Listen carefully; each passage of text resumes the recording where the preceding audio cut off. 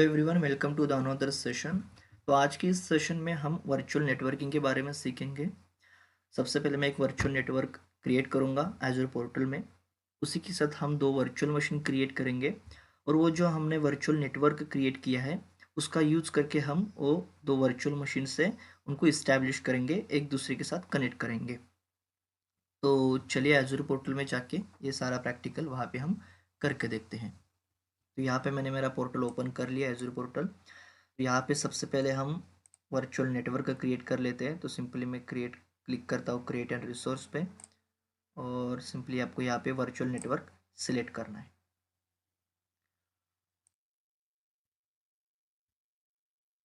तो सिलेक्ट करने के बाद आपके सामने इस टाइप का एक विंडो आ जाता है। तो बेसिकली आपको यहाँ पे क्रिएट वर्चुअल नेटवर्क पे क्लिक करना है।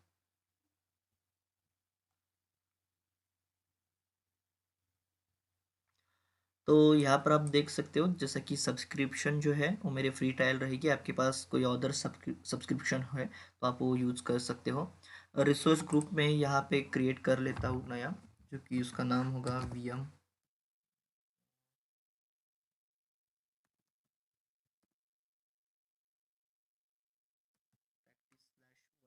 रिसोर्स ग्रुप यहाँ पे क्रिएट कर लेता हूँ। आपके पास ऑलरेडी रिसोर्स ग्रुप है तो आप वो भी यूज़ कर सकते हो, ऐसा कोई यहाँ पे सीन नहीं है। वर्चुअल नेटवर्क का मैं नेम यहाँ पर दे देता हूँ वर्चुअल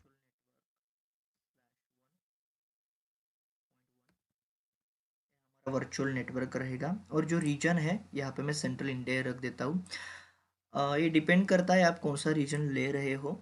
जब भी आप वर्चुअल मशीन क्रिएट करोगे तो ये जो वर्चुअल नेटवर्क आप वहाँ पे यूज़ करने वाले हो वो दोनों भी सेम रीजन में होना ज़रूरी है, नहीं तो आपके जो वर्चुअल मशीन से वो इस्टेब्लिश नहीं होंगे। ओके, तो बेसिकली यहाँ पे मैं सेंट्रल इंडिया ही रख देता हूँ।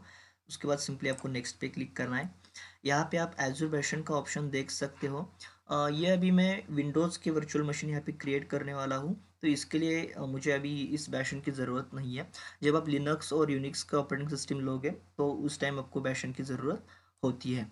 यहाँ पे एजूर फायरवॉल की भी कोई ज़रूरत नहीं है तो मैं इसको भी सिलेक्ट नहीं कर रहा हूँ, और एजूर डिडोस की भी कोई ज़रूरत नहीं है तो मैं इसको भी सिलेक्ट नहीं कर रहा हूँ।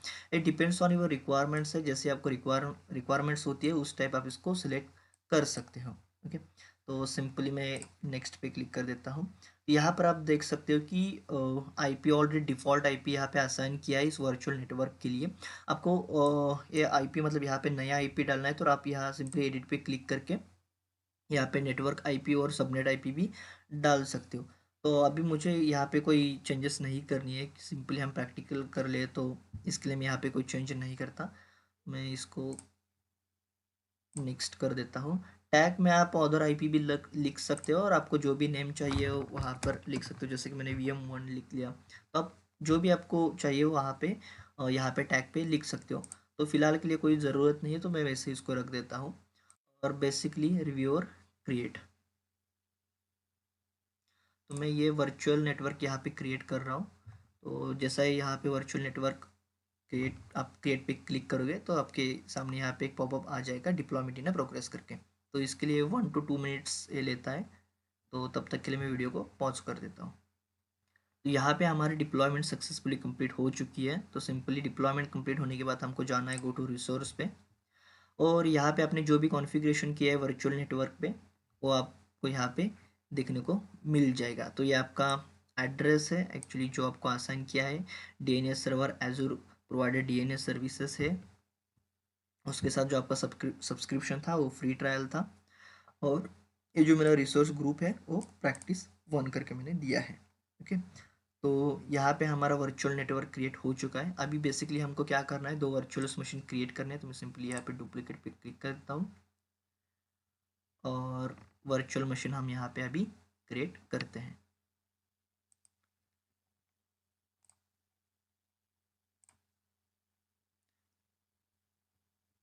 जैसा कि मैंने आपको बोला था कि आपको बैशन जो सर्विसेज होती है वो चाहिए हो, तो आपको मतलब आप एजूर में जो लिनक्स वगैरह लिनक्स होता है, लिनक्स का ऑपरेटिंग सिस्टम से यूनिक्स के हैं, तो वो जब आप कर रहे होते हैं तो आपको बैशन की ज़रूरत होती है।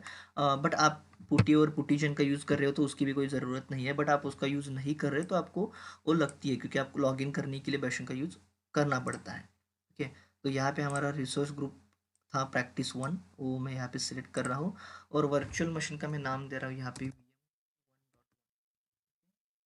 और जो रीजन हमने वहाँ रखा था वर्चुअल नेटवर्क का वो था सेंट्रल इंडिया, तो रीजन में कोई गलती नहीं, मैं यही रख देता हूँ यहाँ पे। अवेलेबिलिटी जोन में कुछ सिलेक्ट नहीं कर रहा है क्योंकि अभी कोई ज़रूरत नहीं है। वैसे आप यहाँ पे अवेलेबिलिटी जोन में जाके 1 2 3 जो भी आपको चाहिए वो सिलेक्ट कर सकते हो, बट ये फिलहाल हम प्रैक्टिस के लिए करें तो मुझे कोई इंफ्रास्ट्रक्चर नहीं चाहिए, तो मैं वैसे इसको छोड़ देता हूँ। और जो हमारा इमेज होगा, जो वर्चुअल मशीन होगी हमारी स्टैंडर्ड होगी, एक्चुअली वहाँ पे मैं स्टैंडर्ड सिलेक्ट कर रहा हूँ।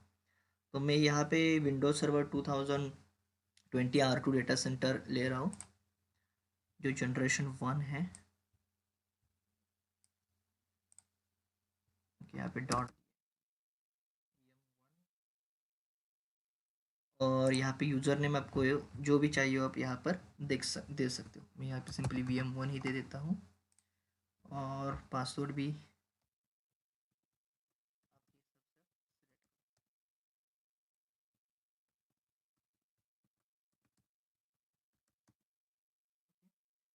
उसके बाद आपको जो हम RDP का यूज़ करके इसको लॉगिन करने एक्सेस करने वाले हैं, तो जैसे कि आप यहाँ पे HTTP HTTPS और SSH देख सकते हो।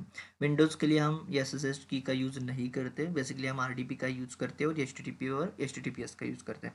SSH एक्चुअली लिनक्स और यूनिक्स के लिए होता है, जिसके लिए हमको पुटी और पुटीजन का भी यूज़ करना पड़ता है। वहाँ पे एक की जनरेट होती है, एक्चुअली वो की का यूज़ करके हम SSH से लॉगिन करते हैं, इसको सिक्योर लॉगिन बोला जाता है। तो यहाँ पे मैं RDP रख देता हूँ क्योंकि कोई ज़रूरत नहीं है SSH की। और उसके बाद अभी नेक्स्ट जो आता है हमारा डिस्क है। यहाँ पे हम कोई यहाँ पे स्पेस और डिस्क वगैरह असाइन नहीं करेंगे क्योंकि बेसिकली हमें प्रैक्टिकल के लिए कर रहे हैं। अभी मेन बात यहाँ पे आती है नेटवर्किंग की। तो आपने यहाँ पे वर्चुअल नेटवर्क पे देख लिया तो VN-1.1 दिख रहा है क्योंकि इसने बाय डिफ़ॉल्ट इसको असाइन किया है। क्योंकि हमने वर्चुअल नेटवर्क एक क्रिएट किया है तो ये बाय डिफ़ॉल्ट इसको असाइन कर लेता है और उसका डिफ़ॉल्ट IP भी ऑलरेडी उन्होंने इसको असाइन किया है। तो यहाँ पे सिलेक्ट इनबाउंड पोर्ट में ऑलरेडी RDP है क्योंकि हमको RDP चाहिए वर्चुअल मशीन को लॉगिन करने के लिए। लोड बैलेंसर की यहाँ पे कोई ज़रूरत नहीं है तो मैं वो सिलेक्ट नहीं कर रहा। बाकी जो मैनेजमेंट मॉनिटरिंग और एडवांस्ड टैग जो है सारा मैंने, जो वर्चुअल मशीन हम कैसे क्रिएट करते हैं इसका एक प्रीवियस वीडियो बनाया है, तो उसमें ये सारी चीज़ें मैंने बताई है। आपको कोई इशू है तो वो वीडियो जाकर आप देख लीजिए, आपको ये भी सारे डाउट्स क्लियर हो जाएंगे। तो बेसिकली हमको यही बेसिक और नेटवर्किंग को यहाँ पर देखना था वर्चुअल मशीन। जब हम वर्चुअल नेटवर्क का यूज़ करके जब वर्चुअल मशीन हम क्रिएट करते हैं तो जो नेटवर्किंग का पार्ट होता है बहुत इंपॉर्टेंट होता है, तो वो सिर्फ हमको यहाँ पे देखना है। उसके बाद हम बेसिकली रिव्यू और क्रिएट पे क्लिक करेंगे। अब यहाँ पे हम चेक करेंगे कि हमारा वैलिडेशन पास होता है या नहीं। देखो यहाँ पे वैलिडेशन पास शो कर रहा है, मतलब हम ये वर्चुअल मशीन क्रिएट कर सकते हैं। मैं सिंपली क्रिएट पे क्लिक कर देता हूँ और उसी के साथ मैं यहाँ पे डुप्लीकेट पेज भी एक ओपन कर लेता हूँ। और इस पेज में हम अभी क्या करेंगे, दूसरा वर्चुअल मशीन जो हम VM2 से ओपन करने वाले हैं तो वो यहाँ पे हम अभी क्रिएट कर लेंगे। तब तक इसका डिप्लॉयमेंट यहाँ पे चलता रहेगा। ओके, तो ये वर्चुअल मशीन 2 के लिए ओपन हो चुका है ऑलरेडी। मैं सिंपली यहाँ पे नेम दे देता हूँ हमारा practice 1। देखो यहाँ पे मैंने जो रिसोर्स ग्रुप लिया है, जो हम वर्चुअल नेटवर्क क्रिएट करते टाइम जो हमने रिसोर्स ग्रुप लिया था वही रिसोर्स ग्रुप आपको दोनों भी वर्चुअल मशीन्स में लेना है।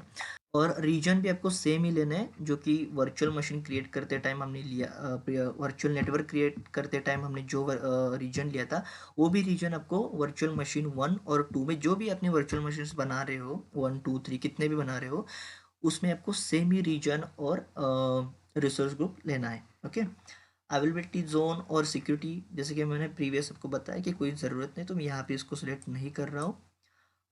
सिक्योर टाइप, हाँ सिक्योर टाइप मेरे को चाहिए, स्टैंडर्ड चाहिए होगा।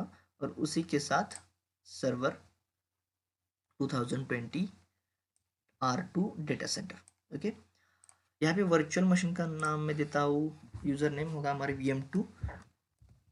और उसके बाद यहाँ पे हम डाल देते हैं पासवर्ड।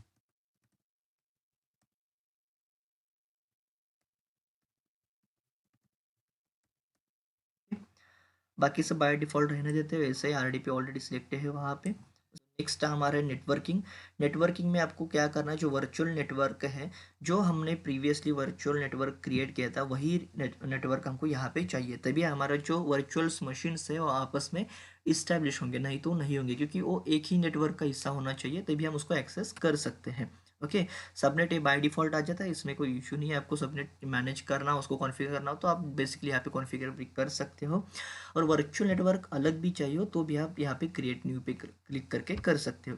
बट हमें वर्चुअल मशीन को एक दूसरे से कनेक्ट करना है, इस्टेब्लिश करना है, तो इसके लिए हमको एक ही नेटवर्क के अंदर दोनों भी वर्चुअल मशीन क्रिएट करना होगा। तो मैं यहाँ पे जो वर्चुअल नेटवर्क लिया था वही यहाँ पे बाय डिफ़ॉल्ट आया है, तो मैं यही रख देता हूँ यहाँ पे। ओके, और जो हमारा आईपी है न्यू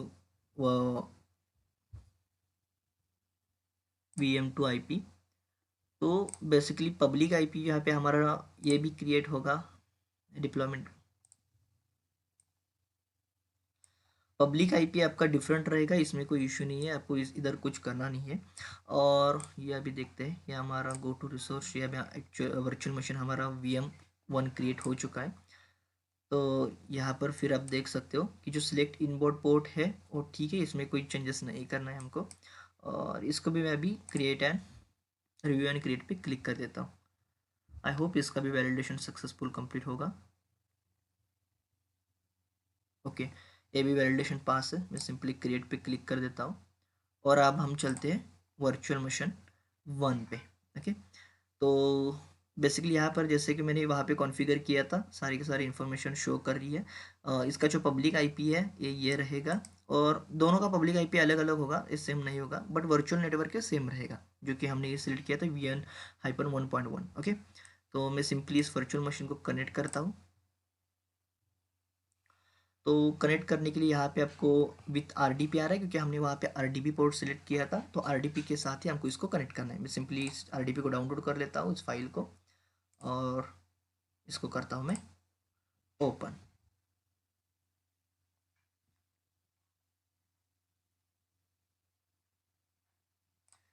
कनेक्ट, और उसके बाद आपने जो यूज़र नेम दिया था यहाँ पे, वो यूज़र नेम और पासवर्ड आपको यहाँ पे फिल करना होगा, जो कि हमारा यूज़र नेम था वर्चुअल मशीन 1, और पासवर्ड जो भी आपने दिया हो वहाँ पे इंटर।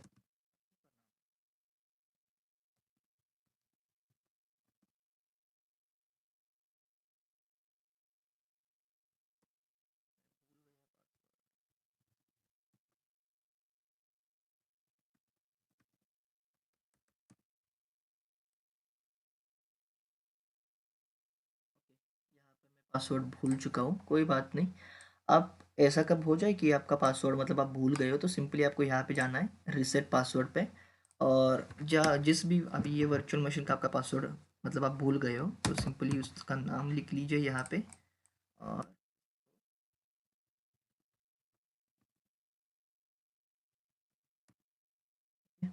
यहाँ पे मैं पासवर्ड भी रिसेट कर दे रहा हूँ इसका।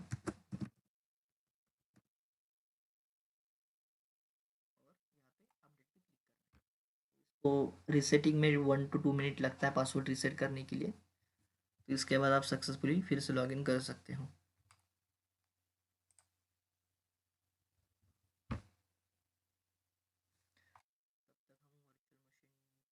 अभी वर्चुअल मशीन 2 का भी डिप्लॉयमेंट सक्सेसफुल हो चुका है, तो go to resource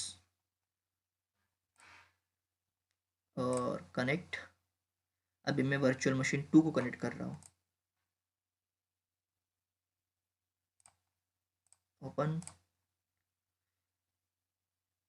connect VM2।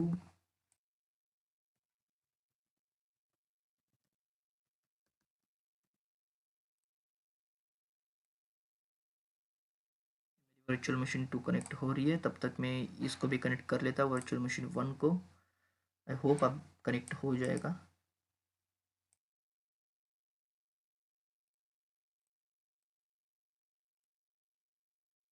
Virtual machine जो 2 था हमारा, वो सक्सेसफुल यहाँ पे ओपन हो चुका है।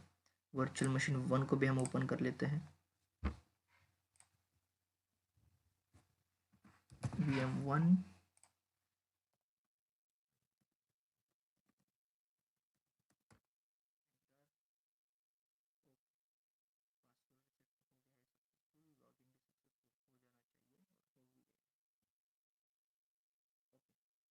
तो यहाँ पे मैं वर्चुअल मशीन 1 और वर्चुअल मशीन 2 पे सक्सेसफुल कनेक्ट हो चुका हूँ। ये वर्चुअल मशीन 2 है मेरी, ओके।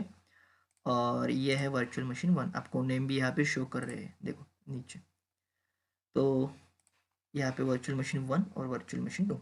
तो सिंपली मैं भी वर्चुअल मशीन 1 को ओपन करके इसका आईपी एड्रेस क्या है देख लेते हैं। तो आईपी एड्रेस देखने के लिए हमको सीएमडी ओपन करना है इसका। सीएमडी ओपन होने के बाद इसको मैक्सिमाइज कर देता हूँ, ये नहीं हो रहा। सिंपली आपको एक कमांड डालनी है, आईपी। जब आप ये लिनक्स पे कर रहे हैं तो आईपी यहाँ पे वहाँ पे हम आईपी कॉन्फ़िग नहीं यूज़ करते, वहाँ पे हम इफ़ कॉन्फ़िग यूज़ करते, IF कॉन्फ़िग, ओके। तो इसका जो वर्चुअल मशीन का एड्रेस है वो है 10.0.0.4, ये जो दिख रहा है ये इस वर्चुअल मशीन का एड्रेस है। उसके बाद अभी VM2 का भी हम देख लेते हैं।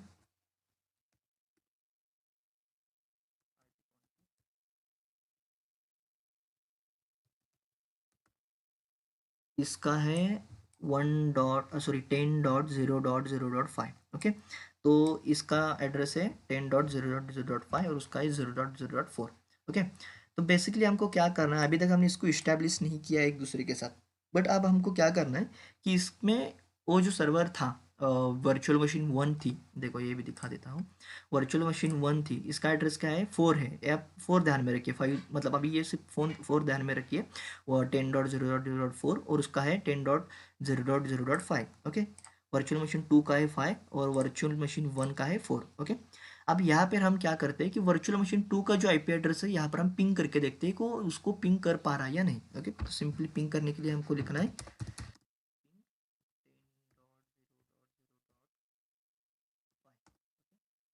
तो यहाँ पे मैं पिंग पिंग कर दिया, वेट करते पिंग हो रहा है या नहीं। तो देखो यहाँ पे रिक्वेस्ट टाइम आउट आ रहा है, अभी ये 4 टाइम शो करेगा आपको रिक्वेस्ट टाइम। 4 पिंग्स होते हैं उसको सक्सेसफुली कंप्लीट करने होते हैं।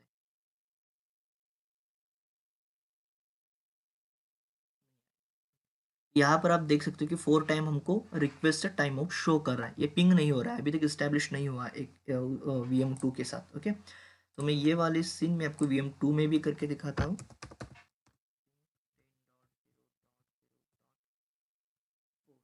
ये मैंने 5 किया था क्योंकि वर्चुअल मशीन का 5 है, वर्चुअल मशीन का 4 है।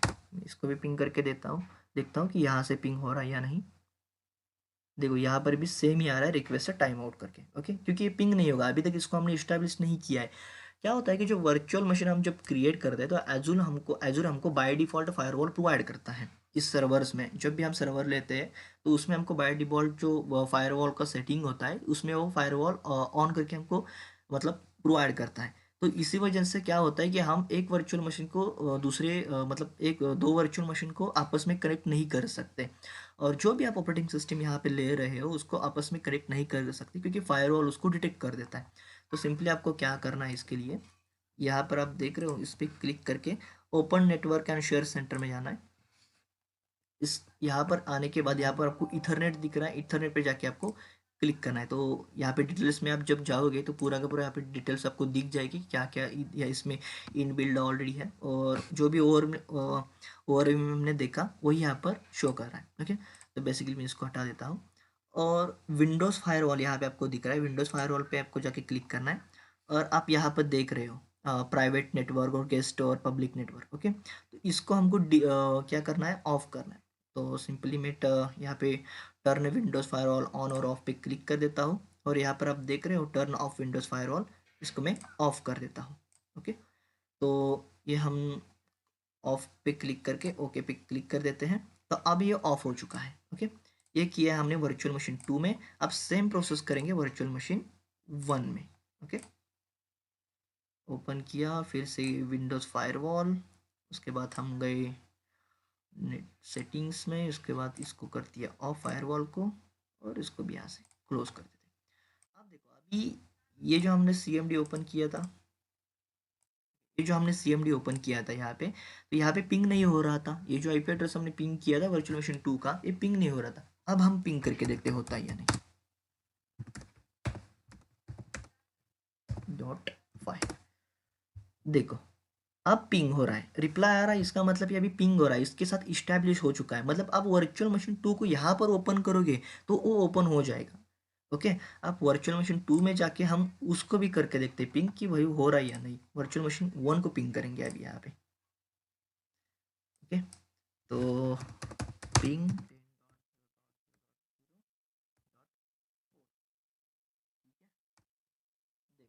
ये भी पिंग हो रहा है।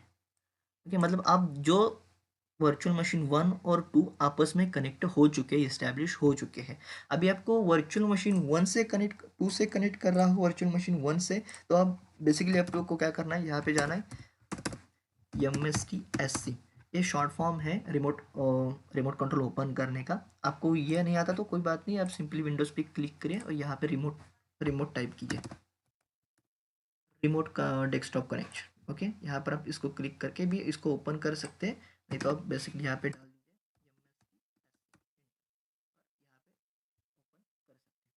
उसको कनेक्ट करने के लिए। आप यहाँ पर उसका आईपी एड्रेस भी डाल सकते हो और वर्चुअल मशीन का नेम भी डाल सकते हो। तो मैं सिंपली, ये कौन सी वर्चुअल मशीन है, वर्चुअल मशीन 1 में कर रहा हूँ, तो मैं वर्चुअल मशीन 2 का यहाँ पे आईपी एड्रेस डाल देता हूँ 0.0.0, और उसके बाद हम इसको कनेक्ट कर सकते हैं। देखो यहाँ पे यूज़र आईडी और पासवर्ड मांग रहा है, तो आप इसका जो है वर्चुअल मशीन 2 और उसका पासवर्ड डाल के उसको सिंपली लॉगिन कर सकते हो।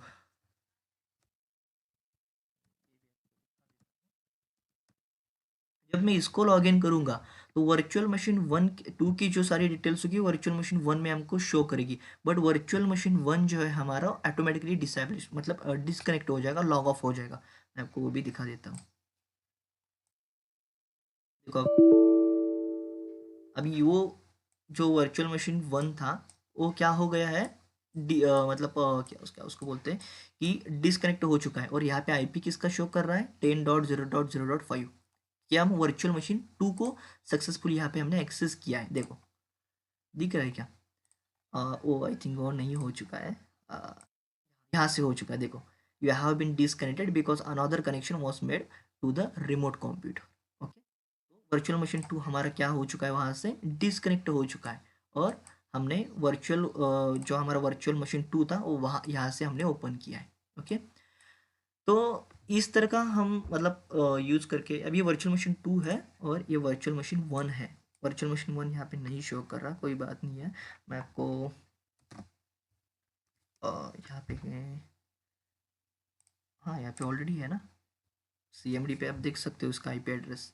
ये देखो इसका आईपी एड्रेस यहाँ पे देख सकते हो 10.0.0.4, ये हमारा वर्चुअल मशीन 1 का आईपी एड्रेस था, और ये हमारा वर्चुअल मशीन 2 का आईपी एड्रेस था। ओके, तो इस तरह से आप वर्चुअल नेटवर्क का यूज़ करके एक दो जो आप जितने भी आपके पास वर्चुअल मशीन्स हैं वो एक दूसरे से कनेक्ट कर सकते हो, और वर्चुअल मशीन 1 से मतलब जितने भी आप वर्चुअल मशीन्स बनाओगे तो उसका यूज़ करके अलग अलग वर्चुअल मशीन को उधर यूज़ कर सकते हो। जैसे कि आप कोई भी ऑर्गेनाइजेशन में जाते हो, वहाँ पे सेटिंग्स वगैरह होता है, जंप सर्वर्स वगैरह होते हैं, अलग अलग सर्वर्स होते हैं, तो वहाँ पर भी यही सेटिंग्स वो यूज करते हैं एक दूसरे सर्वर्स को कनेक्ट करने के लिए, एक दूसरे ऑपरेटिंग सिस्टम को कनेक्ट करने के लिए।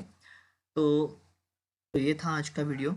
आई होप आपको वर्चुअल नेटवर्किंग के बारे में बहुत सारी आइडिया आ चुकी होगी, और आपके जो डाउट्स थे वर्चुअल नेटवर्किंग के वो भी क्लियर हो चुके होंगे। तो मिलते हैं नेक्स्ट वीडियो में, तब तक के लिए जय हिंद, जय श्री राम।